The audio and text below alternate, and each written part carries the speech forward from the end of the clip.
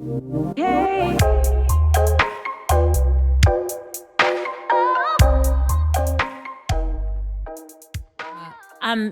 Antidepressants come in a very global category. They have to be broken down. So the theory of antidepressants, when you say SSRIs, and just elucidate to that stands for selective serotonin reuptake inhibitors. So what these meds are doing is they're preventing serotonin which is a hormone that makes you happy, from being taken out of your nervous system. It keeps serotonin in longer. So that's what an SSRI is.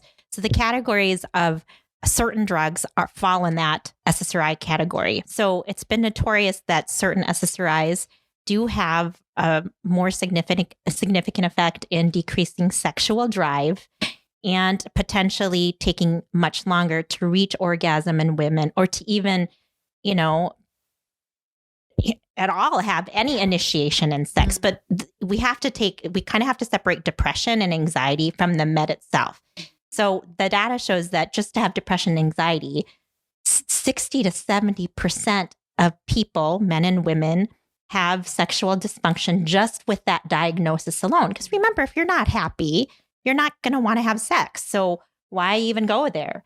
So then when you add the medication then brings up that risk of sexual dysfunction. I'll talk about dysfunction in a second, to almost over 70% on meds to have a sexual issue, right?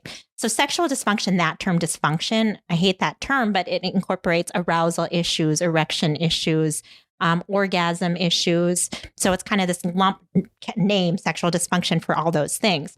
So when we break it down to women versus men, women, they do have much more blunted orgasm. They can't orgasm, but it's really where we see a lot of that as lack of initiation, lack of desire. So decreased libido, decreased drive. And if you're not going to initiate and have desire, then you're obviously not going to have orgasm. You're also not going to get wet, right? Yeah.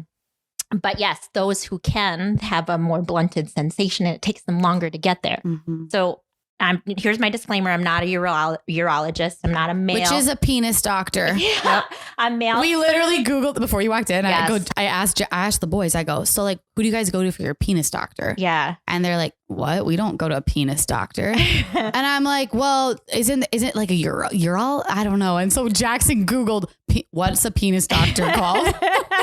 There you go.